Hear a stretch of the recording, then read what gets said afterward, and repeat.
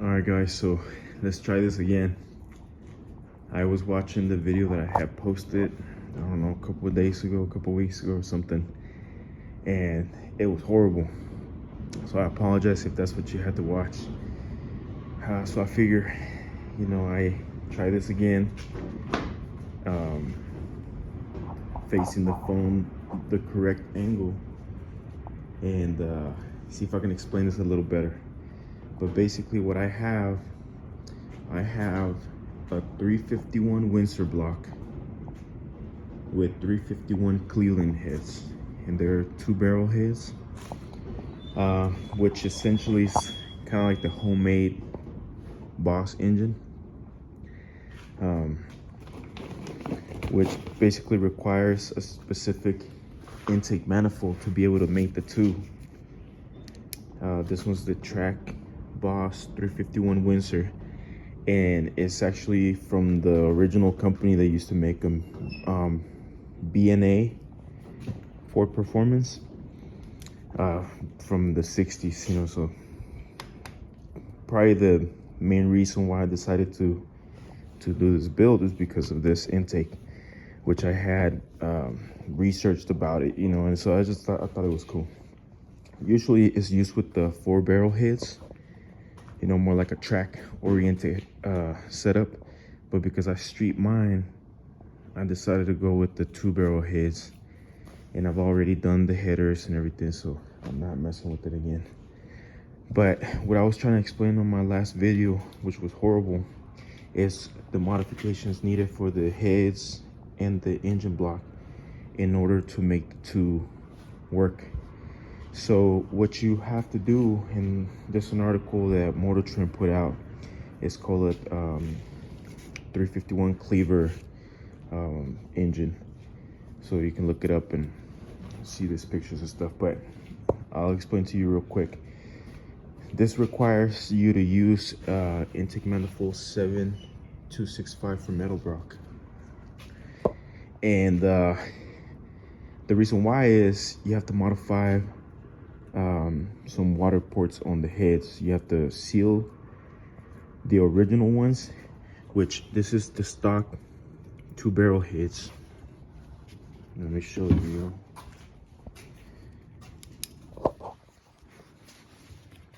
And it's got a water port there, and then the other water port right there. So you got to seal those. If you see on my old heads, you got it right there, nice and sealed up. And then you have to open up this water port here in order for it to cool through the intake. So I guess some heads also could potentially have another water port here that needs to be plugged as well. This is the only one that you'll use on the new setup with the Windsor block. So you got to seal those. If it's got one here, seal that one. It could have a little pin, C and D. Just I guess grind those off if it does have them. But the main issue is that this is the gasket that you're supposed to use to line up the new water ports, or the new, I guess it's a water port. Don't take me for being an expert. I don't know the names of stuff, I just call it what I think it's called. But anyways, if you see, trying to line it up as good as possible, the water passage or the water port on the heads that I had before don't line up with the gasket. And if you put the gasket on the intake, it also doesn't line up. So the actual intake water passage and the head water passage on my old heads perfectly lined up. So it's got to be the gasket. So what I did is I had to do basically just cut up the gasket, and I'll use some RTV to make it sealed nice and perfect. But the reason why I thought it was important is, if you see, just to show you where the original, or where the gasket calls to for you to drill. And it's not lined up right because it's not facing the right way, but just it will show you where it was asking me to drill. So it's asking me to drill here for the new water passage. But if you compare them to the old heads, it's this is more center. It's got a lot more space in between the water passage and the end of the material, the end of the surface of the heads. For this one, it would have been like right here. It would only had about this much of surface for a water passage. I feel like, I don't know, versus this. So double. So that's you know, that kind of sucks, because you're supposed to use the gasket to know where to drill the hole. So that's why I had made the video to show you how to do it. And I'm sure it's no big deal, you know, but it's probably better if they line up. But what I was trying to explain was, this is the passage that we're supposed to seal, right? But while it's open, you can stick your finger in there, and then just you'll almost, this little piece here, sorry, this here, you can feel the material on the inside of that water passage. So if you put your finger in there and then try to touch the surface here, you can almost feel your fingers come together like this. You know what I mean? That's where you would drill. But to be exact, from the piston side, it's an inch and an eighth, and then from the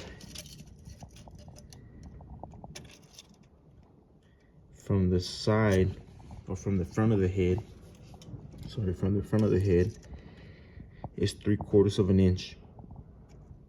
So that's what you got to do. Drill or mark it inch and an eighth from here, and then 3/4 of an inch this way. And then you're gonna drill the 0.80 inch drill, and you only have to go a little bit. You don't have to drill that far, maybe it's a ½ inch, and you'll be able to connect this water port to the water passage that is needed, you know. And then yeah, so this is the front of the engine, and then on the other head it would also be on this side, if that makes sense. But yeah, so that's it with the heads. So it's gonna hopefully line up much perfect. As I said, I'm not sure if this is the driver's side gasket or the passenger. Sorry.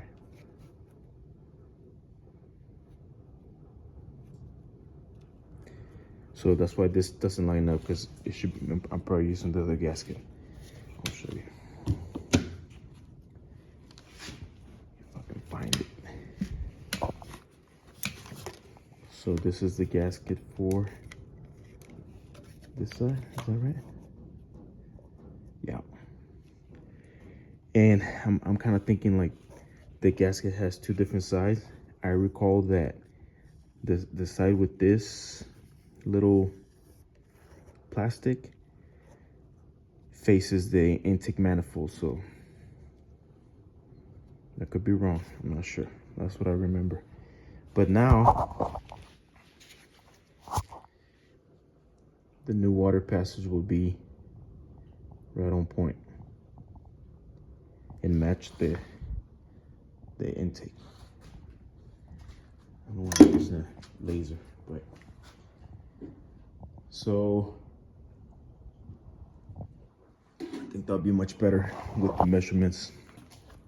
1.125 and 3/4 inch this way.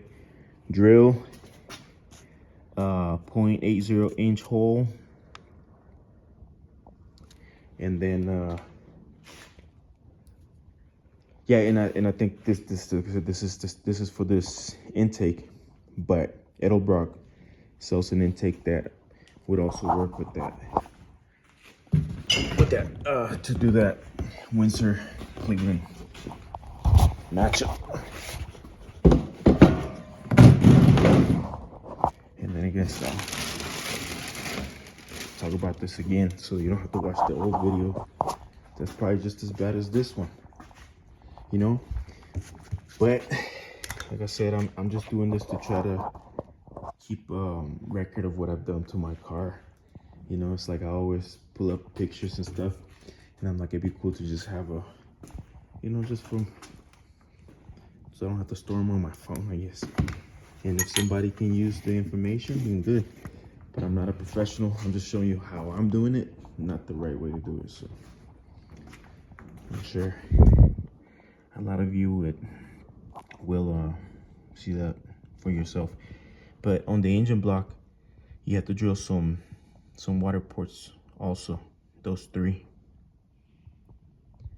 So this is the driver's side, passenger side. But what I was saying, that another issue that I found is that this says that 2 of them are 5/16, and then one is a 1/2 inch, and then this is a 1/2 inch, and then 5/16 also. But on my engine, all of them are the same size. So it's these 3. It's this one, and this one. And you can use the head gasket to see where the middle of that hole should be. And this head gasket is also from Edelbrock, 7341, and it's for a Clevor engine or the E-Boss. So that's what the name of those, the heads and the gasket the Edelbrock has for this. It's called the E-Boss. But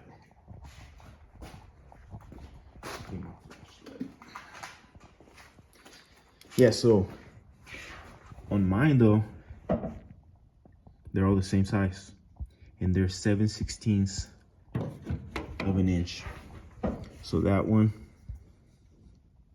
right there, and you probably go in, I don't know, just go drill a little bit at a time until it connects the port to the passage, you know. And then that one right there, and that one right there, and then the same on the other side. 7/16 of an inch.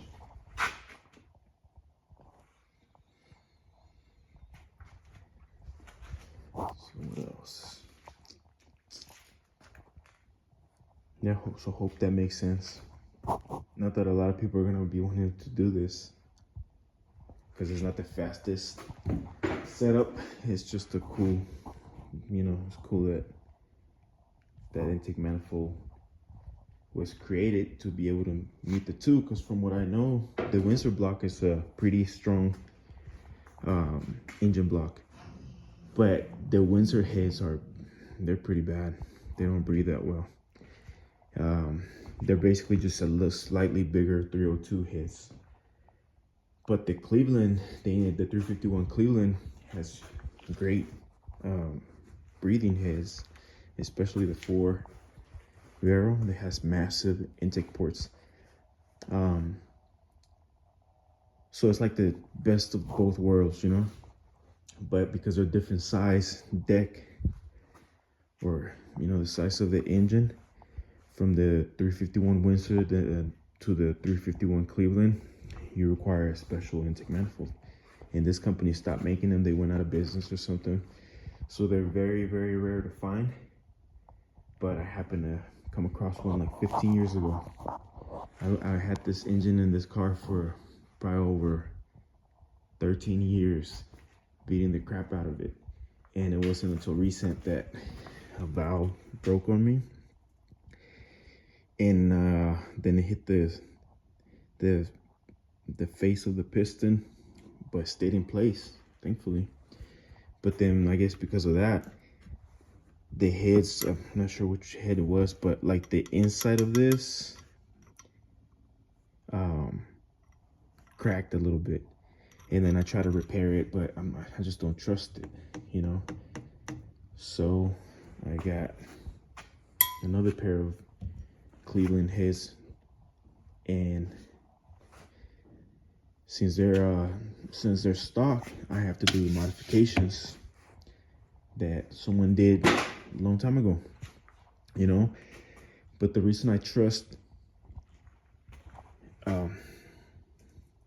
this modifications on my engine more than the article, nothing against Motor Trend, is that this engine was built by like a local drag racer or something. The guy told me, can't remember the name or anything, but he was doing it back in the day, you know, in the 70s, whatever. So I trust the guy that built it more than the internet, whatever information they can find, you know. So I thought that's why it was important to share with other people, because I've never found out any kind of videos on how to do this. I'm sure there are, but I haven't come across any of them. So yeah, but this is my car. Essentially same thing on the last video. I might just take it down, but I misquoted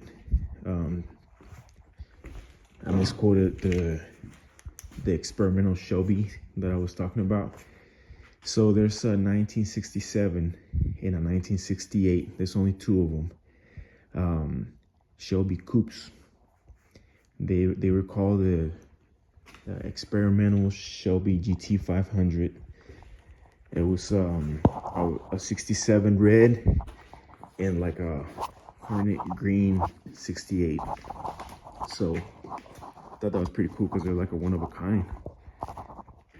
And so this car was essentially kind of inspired by those cars. It's not a replica, more like a tribute, I guess. You know, my own version of that same car. But those cars were both automatics. Mine used to be an automatic. I hate automatics. So I turned it into, put a top loader, 4-speed, Hertz shifter. Had to install the clutch pedal, a different brake pedal because I have power brakes, and so yeah, so much better. But the thing is, no one makes headers for 67 Mustang with the 351 Clever, you know. So I had this long tube hooker headers, I want to say. But since I went to a manual and I installed a Z-bar, I had to modify the headers in order to be able to fit this Z-bar through there. There were like 2 cylinders that were in the way. So a buddy of mine helped me kind of do it, but it wasn't, he's a great fabricator and welder, but we didn't have the right material. You know, since then I've purchased the right slip-on collector, you know, and then more material so that we can redo it, because he didn't have this. So he basically just cut up the long headers that I had, and they used a little tool to expand this. Didn't have any material, so he cut up a greenhouse that he had to use the, what is that, like, what size is that? It just happened to be the same size, but this is 2.5.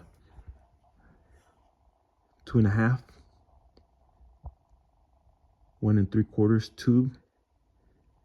Oh, sorry, that's horrible. But yeah, it's a 2.5. So it happened to be the same size, but we're gonna redo it. And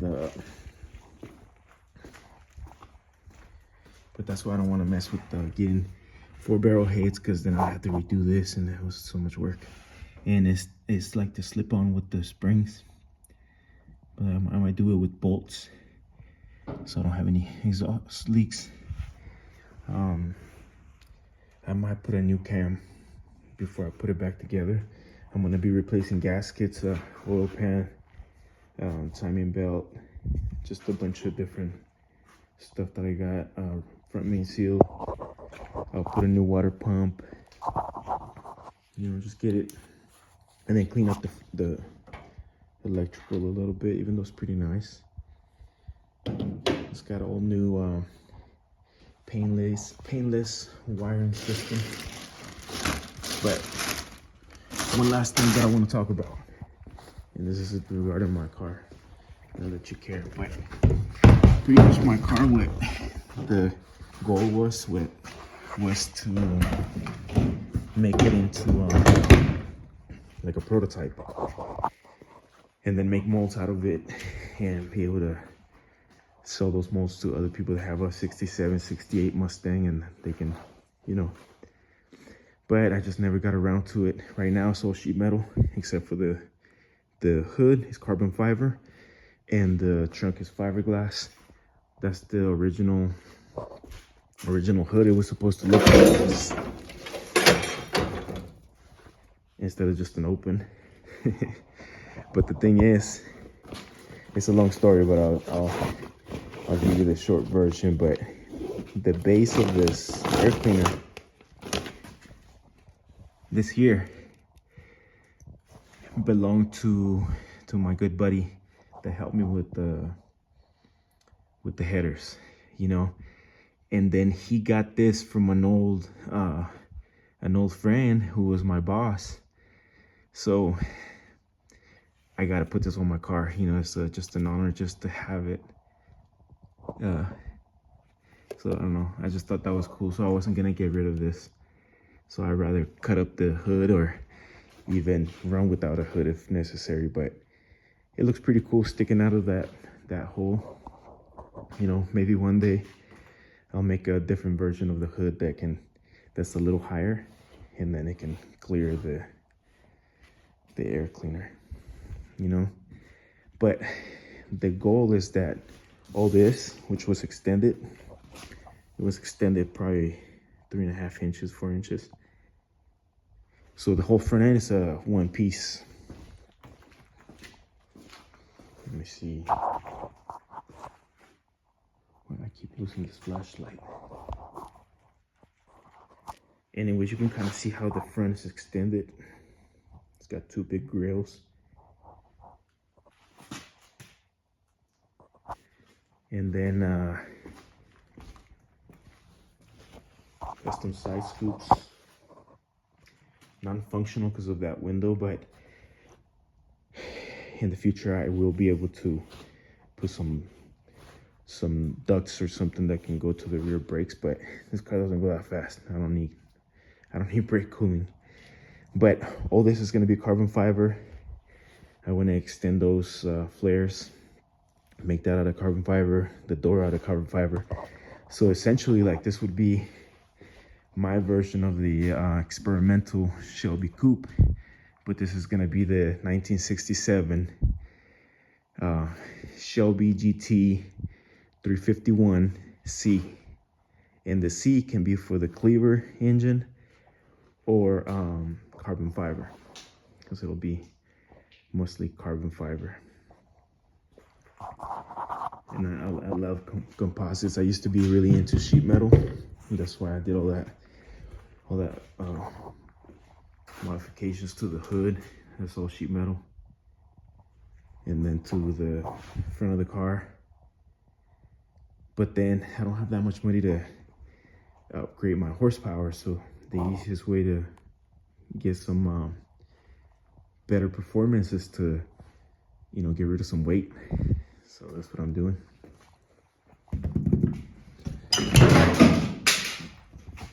flashlight. So this hood is probably, I can lift it with one hand. I want to say maybe 10, 12 pounds.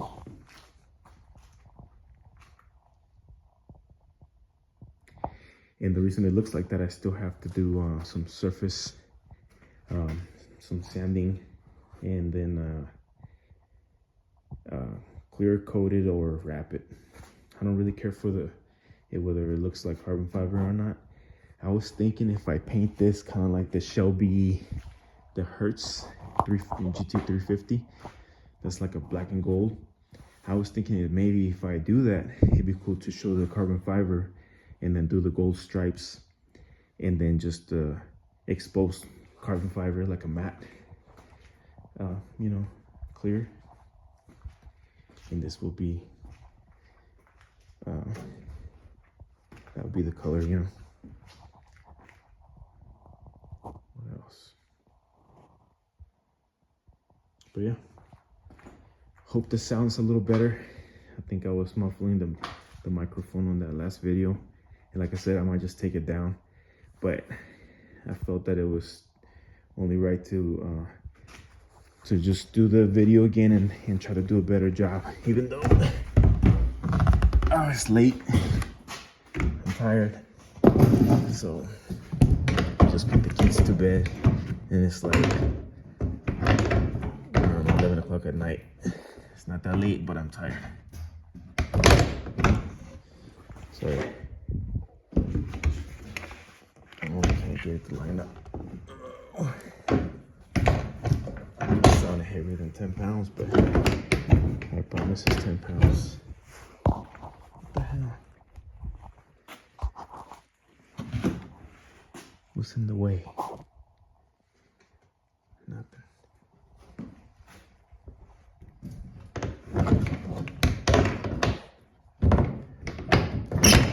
I've never had that much trouble. What the hell? It's held in by 4 pins. But just so you get a better view of the car.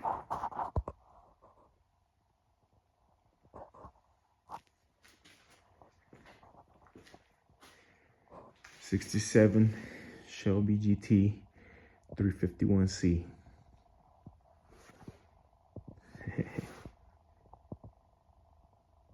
Yeah. Hope you guys like it. If not, just put a bunch of hateful comments and I'll make sure to get offended and get my feelings hurt. Alright guys, hope you guys enjoy. Thank you for watching and God bless.